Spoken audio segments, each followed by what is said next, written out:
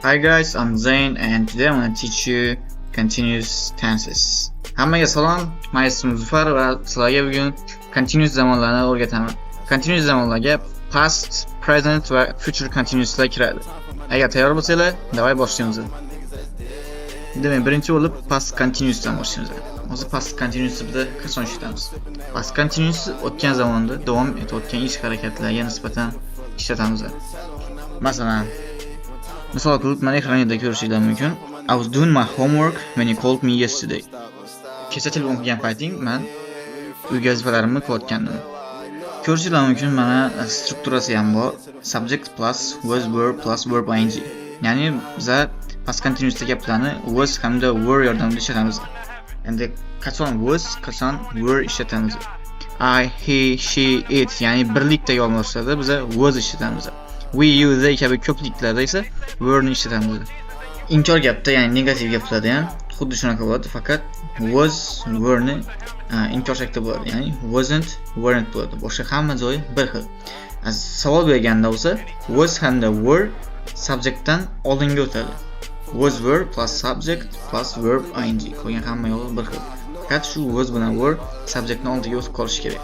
Misol uchun, were you driving a car when I called you an hour ago? Bir soat oldin telefon qilganimda mashina haydayotganmiding, ya'ni ruldamiding degan ma'noda. Navbatdagi zamonimiz present continuous, ya'ni hozirgi davomiy zamon. Tushunganinglardek, ayni damda bajalayotgan ish harakatlarga nisbatan ishlatamiz bu zamonni. Strukturasida subject plus am is are plus verb ing. Ya'ni bu pozitiv strukturasida am is are ni qanaqa ishlatamiz? I bilan am, we, you, they bilan are, he, she, it bilan esa is ni ishlatamiz. Negativ shaklda esa subject plus am not, is not, are not. Yoki qisqa qilib isn't, aren't plus verb ing. Bu yoq hammasi bir xil. Misol uchun, you're not speaking enough. Endi bularning hammasini is not, am not, are not larni bitta qilib, qisqa qilib ain't desak ham bo'ladi.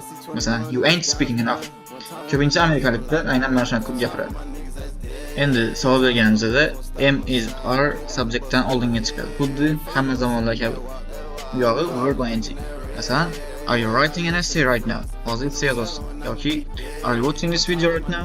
Hozir mana shu videoni ko'ryapsam degan paytingiz ishlasangiz bo'ladi. Endi continuous zamonlarning eng oxirgisi bizda future continuous, ya'ni kelajakdagi davomiy zamon. Buni biz kelajakda davom etish rejasining ish harakatlariga nisbatan ishlatamiz. Buning strukturasi future simbolga o'xshab ketadi. Faqat will dan keyin be qo'shiladi va verb ga ing qo'shiladi. Subject plus will be plus verb ing.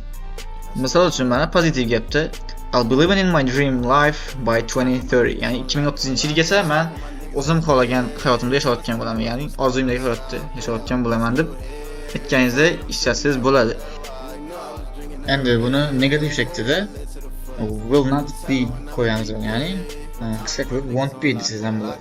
Subject plus won't be plus verb ing. Masalan, you won't be even running after 25 years. 25 yildan keyin hatto yugura olmaysan, yugura olmayotgan bo'lasan degan ma'noni beradi bu. Xohlasangiz boshqacha misollar qilib o'zingiz tuzib olsangiz bo'ladi. Savol berganimizda esa will subjectdan oldinga chiqib, keyin be qo'shib verb ing qo'shamiz har doimgidek.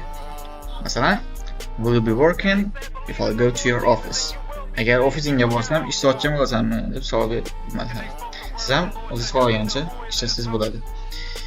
Demak, bugungi darsimiz shunday iborat edi do'stlar. Video sizga foydali bo'lgan bo'lsa, albatta kanalimga obuna bo'lib, videoga like bosishni unutmang.